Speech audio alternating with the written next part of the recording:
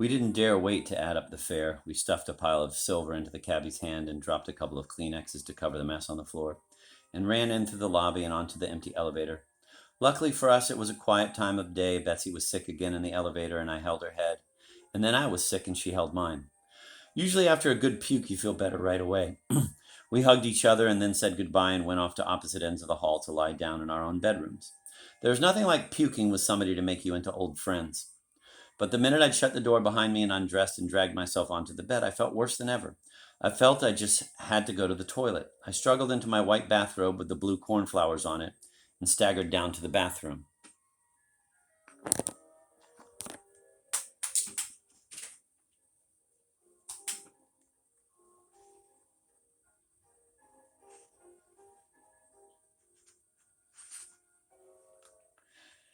Betsy was already there. I could hear her groaning behind the door, so I hurried on around the corner to the bathroom in the next wing. I thought I would die. It was so far. I sat on the toilet and leaned my head over the edge of the wash bowl, and I thought I was losing my guts and my dinner both. The sickness rolled through me in great waves. After each wave, it would fade away and leave me limp as a wet leaf and shivering all over. And then I would feel it rising up in me again, and the glittering white torture chamber tiles under my feet and over my head and on all four sides closed in and squeezed me to pieces.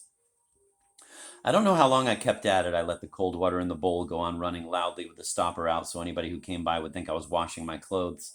And then when I felt reasonably safe, I stretched out on the floor and lay quite still.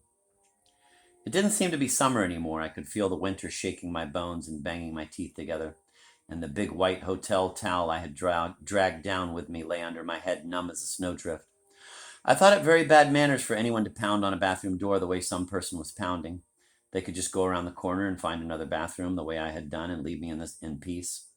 But the person kept banging and pleading with me to let them in, and I thought I dimly recognized the voice. It sounded a bit like Emily Ann Offenbach. Just a minute, I said then, my words bungled out thick as molasses.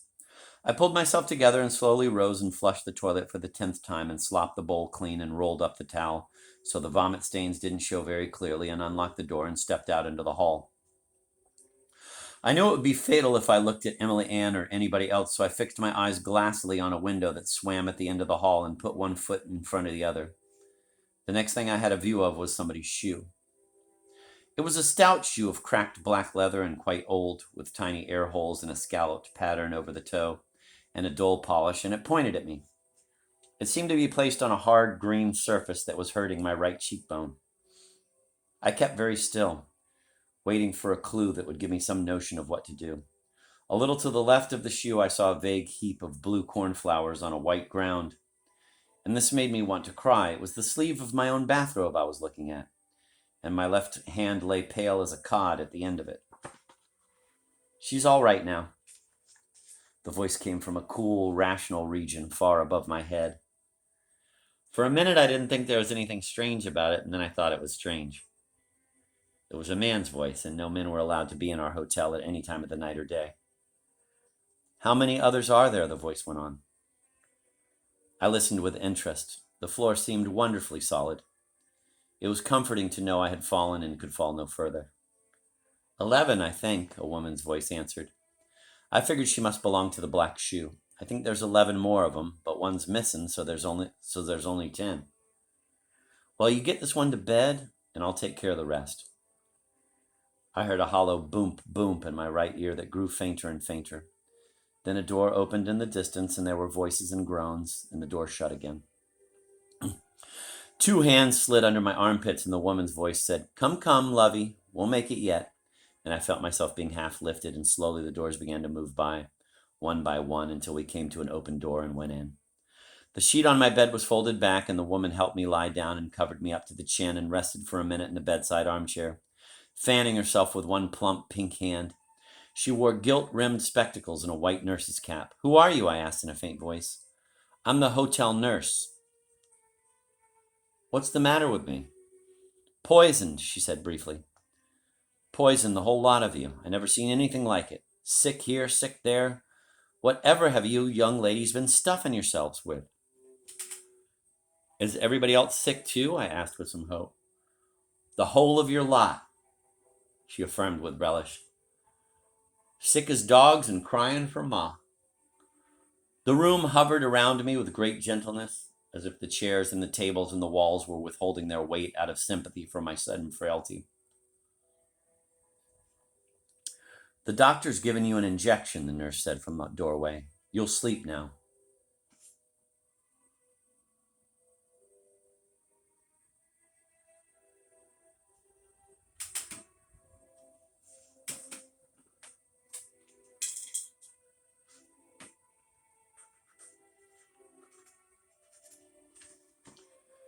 "The doctor's given you an injection," the nurse said from the doorway. "You'll sleep now." And the door took her place like a sheet of blank paper.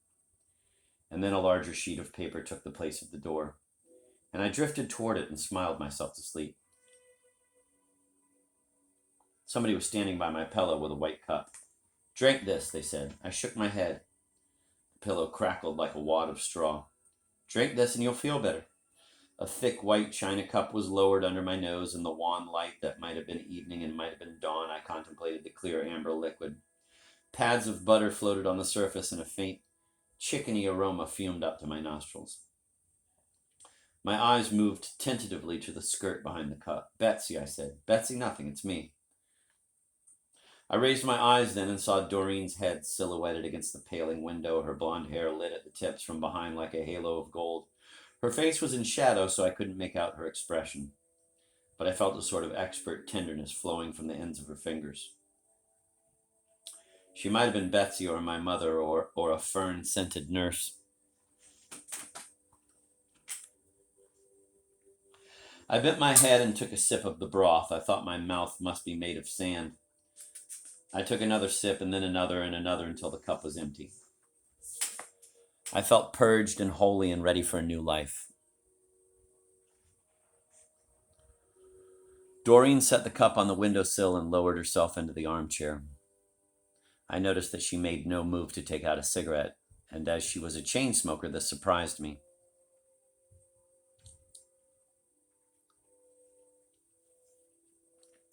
"Well, you almost died," she said finally. "I guess it was all that caviar." "Caviar nothing, it was the crab meat. They did tests on it and it was chock full of ptomaine." I had a vision of the celestially white kitchens of Ladies' Day stretching into infinity. I saw avocado pear after avocado pear being stuffed with crab meat and mayonnaise and photographed under brilliant lights. I saw the delicate, pink mottled claw meat poking seductively through its blanket of mayonnaise, and the bland yellow pear cup with its rim of alligator green cradling the whole mess. Poison. Who did tests? I thought the doctor might have pumped somebody's stomach and then analyzed what he found in his hotel laboratory. Those dodos on Ladies' Day. As soon as y'all started keeling over like ninepins, somebody called into the office, and the office called across to Ladies' Day, and they did tests on everything left over from the big lunch. Ha! Ha! I echoed hollowly. It was good to have Doreen back. "They sent presents," she added. "They're in a big carton out in the hall." "How did they get here so fast?" "Special express delivery. What do you think? They can't afford to have the lot of you running around saying you got poisoned at Ladies' Day. You could sue them for every penny they own if you just knew some smart lawman." "What are the presents?" I began to feel it was a good enough present. If it was a good enough present, I wouldn't mind about what happened, because I felt so pure as a result.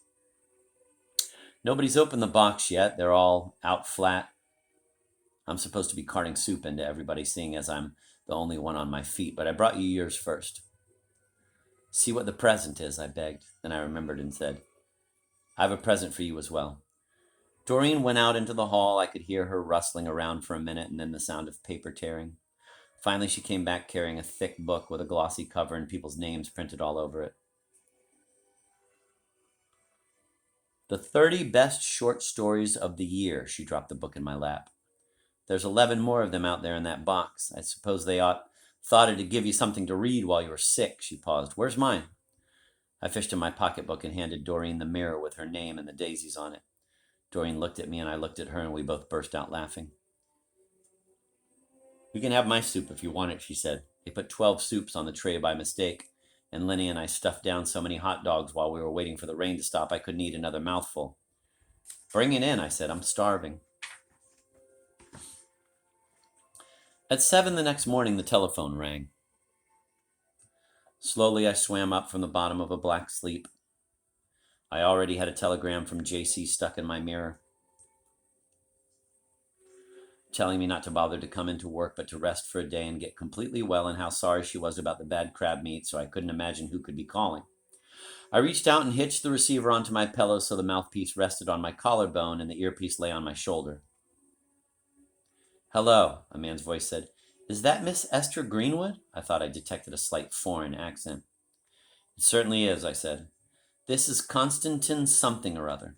I couldn't make out the last name, but it was full of S's and K's. I didn't know any Constantine, but I hadn't the heart to say so. Then I remembered Mrs. Willard and her simultaneous interpreter.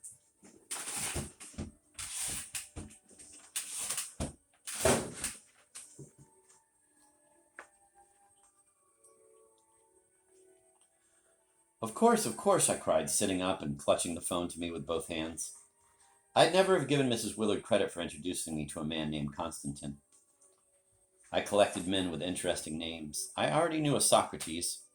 He was tall and ugly and intellectual and the son of some big Greek movie producer in Hollywood, but also a Catholic, which ruined it for both of us.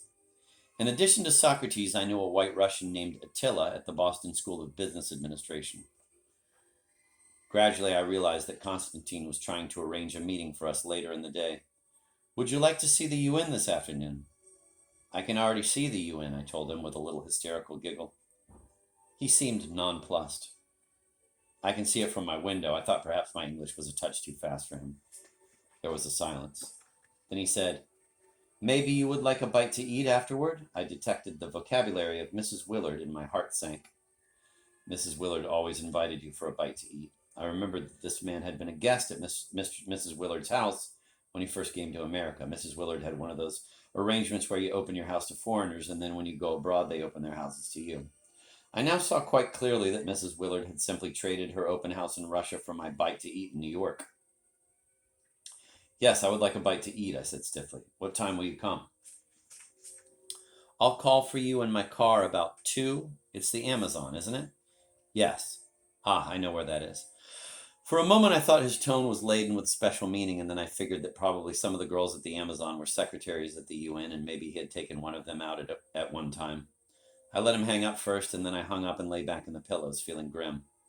There I went again, building up a glamorous picture of a man who would love me passionately the minute he met me, and all out of a few prosy nothings, a duty tour of the UN and a post-UN sandwich.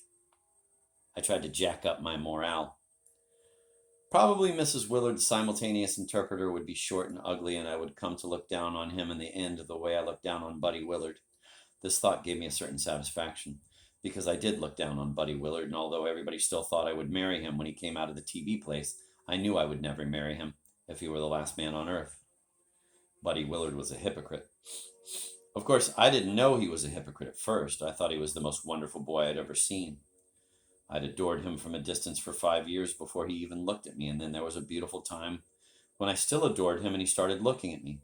And then just as he was looking at me more and more, I discovered quite by accident what an awful hypocrite he was. Now he wanted me to marry him, and I hated his guts. The worst part of it was I couldn't come straight out and tell him what I thought of him because he caught TB before I could do that. And now I had to humor him along till he got well again and could take the unvarnished truth.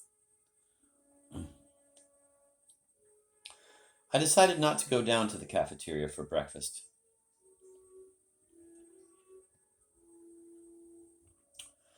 It would only mean getting dressed, and what was the point of getting dressed if you were staying in bed for the morning? I could have called down and asked for a breakfast tray in my room, I guess. But then I would have to tip the person who brought it up, and I never knew how much to tip. I'd had some very unsettling experiences trying to tip people in New York. When I first arrived at the Amazon, a dwarfish, bald man in a bellhop's uniform carried my suitcase up in the elevator and unlocked my room for me. Of course, I rushed immediately to the window and looked out to see what the view was. After a while, I was aware of this bellhop turning on the hot and cold taps in my wash bowl and saying, "This is the hot and this is the cold," and switching on the radio and telling me the names of all the New York stations, and I began to get uneasy. So I kept my back to him and said firmly, "Thank you for bringing up my suitcase." "Thank you, ha," he said in a very nasty, insinuating tone. And before I could wheel round to see what had come over him, he was gone, shutting the door behind him with a rude slam. Later, when I told Doreen about his curious behavior, she said, "You ninny, you wanted his tip." I asked how much I should have given, and she said a quarter at least, and 35 cents if the suitcase was too heavy. Now I could have carried that suitcase to my room perfectly well by myself, only the bellhop seemed so eager to do it that I let him. I thought that sort of service came along with what you paid for your hotel room.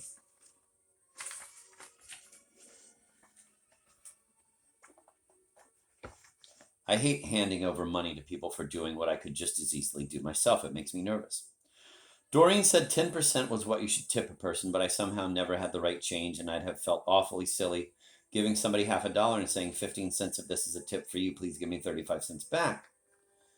The first time I took a taxi in New York, I tipped the driver 10 cents. The fare was $1, so I thought 10 cents was exactly right and gave the driver my dime with a little flourish and a smile. But he only held it in the palm of his hand and stared at it. And when I stepped out of the cab, hoping I had not handed him a Canadian dime by mistake, he started yelling, "Lady, I gotta live like you and everybody else," in a loud voice which scared me so much I broke into a run. Luckily, he was stopped at a traffic light, or I think he would have driven along beside me yelling in that embarrassing way. When I asked Doreen about this, she said the tipping percentage might well have risen from 10 to 15% since she was last in New York. Either that, or that particular cab driver was an out-and-out louse. I reached for the book the people from Ladies' Day had sent. When I opened it, a card fell out. The front of the card showed a poodle in a flowered bed jacket sitting in a poodle basket with a sad face, and the inside of the card showed the poodle lying down in the basket with a little smile, sound asleep under an embroidered sampler that said, "You'll get well best with lots and lots of rest." At the bottom of the card, somebody had written, "Get well quick from all your good friends at Ladies' Day," in lavender ink. I flipped through one story after another until finally I came to a story about a fig tree. This fig tree grew on a green lawn between the house of a Jewish man and a convent, and the Jewish man and a beautiful dark nun kept meeting at the tree to pick the ripe figs until one day they saw an egg hatching in a bird's nest on a branch of the tree, and as they watched the little bird peck its way out of the egg, they touched the backs of their hands together, and then the nun didn't come out to pick figs with the Jewish man anymore, but a mean-faced Catholic kitchen maid came to pick them instead and counted up the figs the man picked after they were both through to be sure he hadn't picked any more than she had, and the man was furious. I thought it was a lovely story, especially the part about the fig tree in winter under the snow and then the fig tree in spring with all the green fruit. I felt sorry when I came to the last page. I wanted to crawl in between those black lines of print the way you crawl through a fence and go to sleep under that beautiful big green fig tree. It seemed to me Buddy Willard and I were like that Jewish man and that nun, although of course we weren't Jewish or Catholic, but Unitarian. We had met together under our own imaginary fig tree, and what we had seen wasn't a bird coming out of an egg, but a baby coming out of a woman.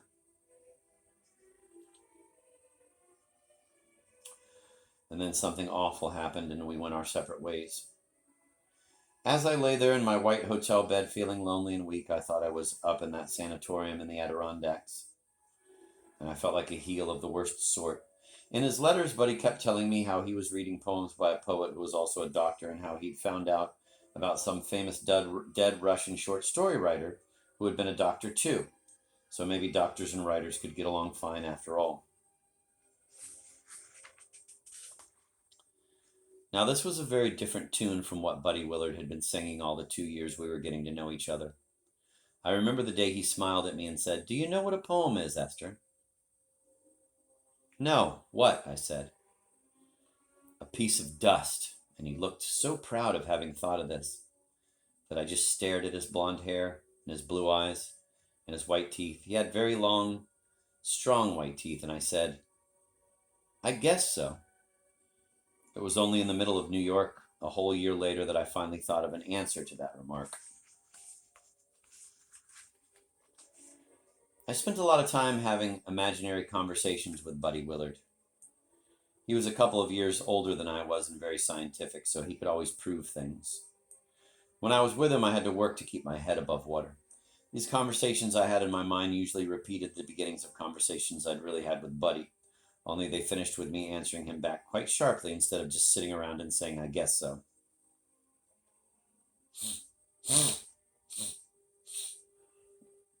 Now, lying on my back in bed, I imagined Buddy saying, "Do you know what a poem is, Esther?" "No, what?" I would say. "A piece of dust." Then, just as he was smiling and starting to look proud, I would say, "So are the cadavers you cut up. So are the people you think you're curing. They're dust as dust as dust."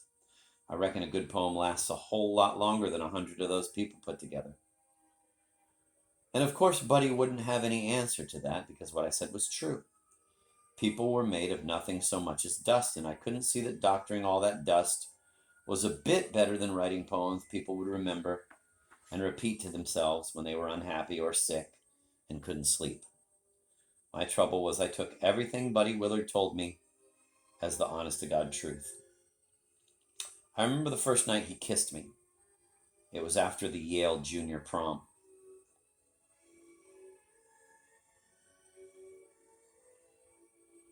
It was strange the way Buddy had invited me to that prom. He popped into my house out of the blue one Christmas vacation, wearing a thick white turtleneck sweater and looking so handsome I could hardly stop staring, and said, "I might drop over to see you at college someday, all right?"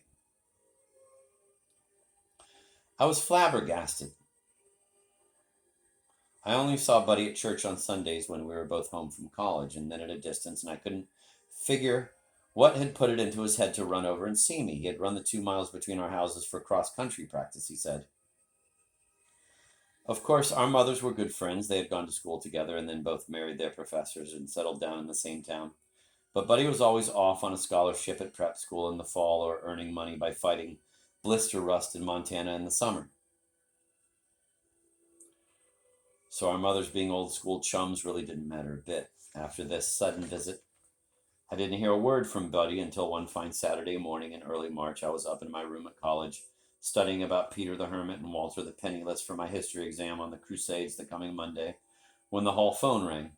Usually people are supposed to take turns answering the hall phone, but as I was the only freshman on a floor with all seniors, they made me answer it most of the time. I waited a minute to see if anybody would beat me to it. Then I figured everybody was probably out playing squash or away on weekends. So I answered it myself.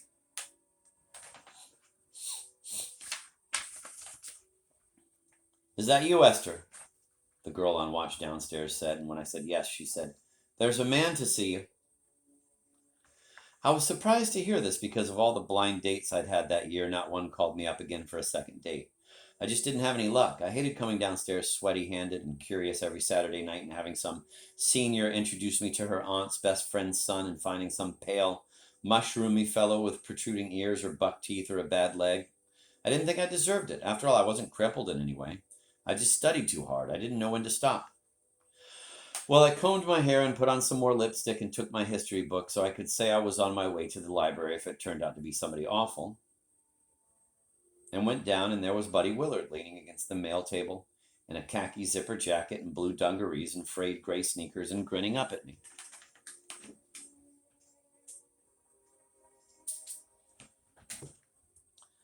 "I just came over to say hello," he said. I thought it odd he should come all the way up from Yale, even hitchhiking, as he did, to save money, just to say hello.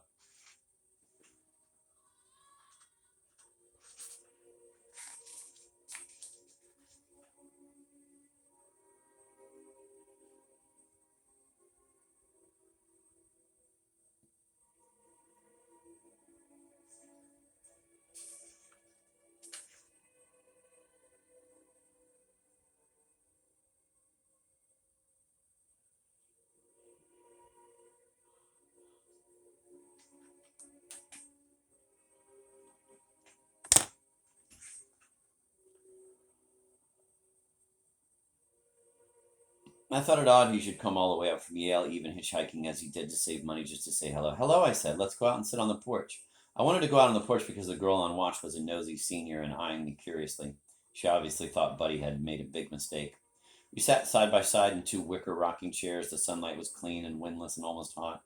"I can't stay more than a few minutes," Buddy said. "Oh, come on, stay for lunch," I said. "Oh, I can't do that. I'm up here for the sophomore prom with Joan." I felt like a prize idiot. "How is Joan?" I asked coldly. Joan Gilling came from our hometown and went to our church and was a year ahead of me at college. She was a big wheel, president of her class and a physics major and the college hockey champion. She always made me feel squirmy with her starry pebble-colored eyes and her gleaming tombstone teeth and her breathy voice. She was big as a horse, too. I began to think Buddy had pretty poor taste. Oh, Joan, he said. She asked me out to this dance 2 months ahead of time, and her mother asked my mother if I would take her, so what could I do? Well, why did you say you'd take her if you didn't want to? I asked meanly. Oh, I like Joan. She never cares whether you spend any money on her or not, and she enjoys doing things out of doors. The last time she came down to Yale for house weekend, we went on a bicycle trip to East Rock, and she's the only girl I haven't had to push up hills. Joan's all right. I went cold with envy. I'd never been to Yale, and Yale was the place all the seniors in my house liked to go best on weekends. I decided to expect nothing from Buddy Willard. If you expect nothing from somebody, you are never disappointed. You better go and find Joan then, I said in a matter-of-fact voice. I've got a date coming any minute, and he won't like seeing me sitting around with you. A date? Buddy looked surprised. Who is it? It's two, I said. Peter the Hermit and Walter the Penniless. Buddy didn't say a thing, so I said, those are their nicknames. Then I added, they're from Dartmouth.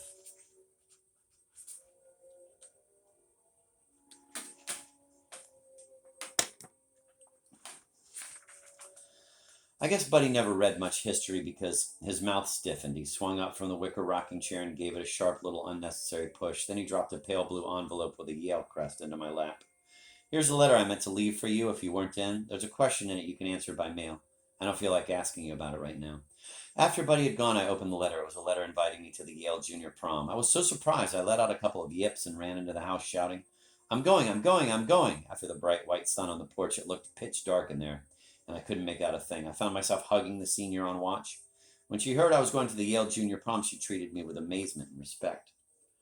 Oddly enough, things changed in the house after that. The seniors on my floor started speaking to me, and every now and then one of them would answer the phone quite spontaneously, and nobody made any more nasty, loud remarks outside my door about people wasting their golden college days with their noses stuck in a book.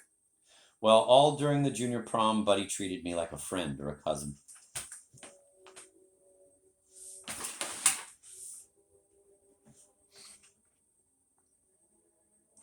We danced about a mile apart the whole time until during Old Lang Syne he suddenly rested his chin on the top of my head as if he were very tired.